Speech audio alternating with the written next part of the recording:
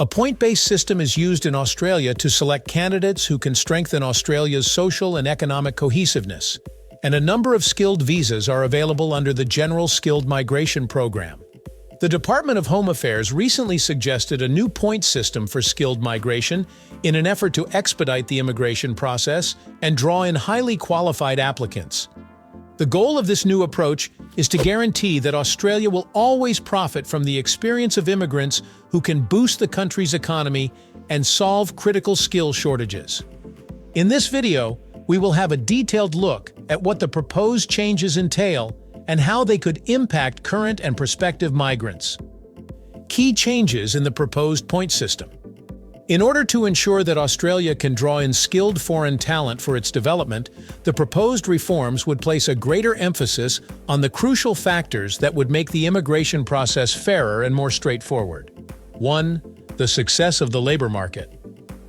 The points test would give priority to attributes like education, English language fluency, and relevant experience that are predictive of successful integration into skilled labor.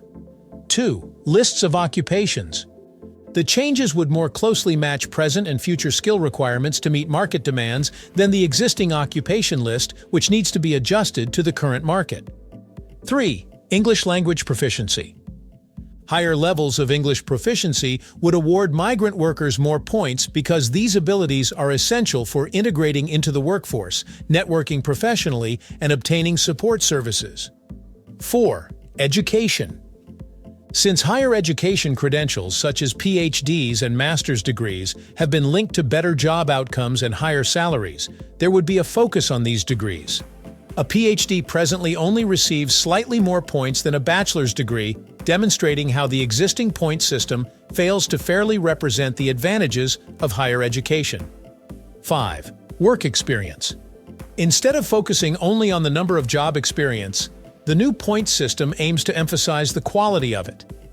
Successful local work experience, for instance, ought to be given greater weight than extended international work experience, particularly if the latter is not well suited to Australia's present employment demands. 6. Partner contribution. The suggested modification would provide more weight to the partner's characteristics, such as education, job experience, and proficiency in the English language, in comparison to the existing point system, which only partially recognizes the partner's potential contribution. 7. Support for migrant women. In order to promote gender equality, the new point system will acknowledge the efforts made by migrant women as primary applicants as well as spouses.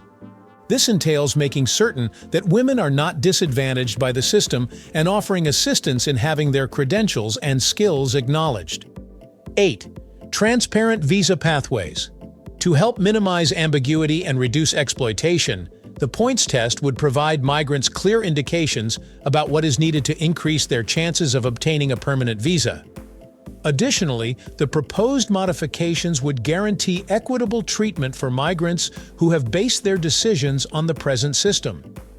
Transition plans would also strike a compromise between the necessity of reform and the obligation to uphold the promises given to current migrants.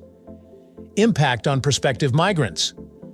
Different applicant categories are predicted to be affected differently by the proposed point system.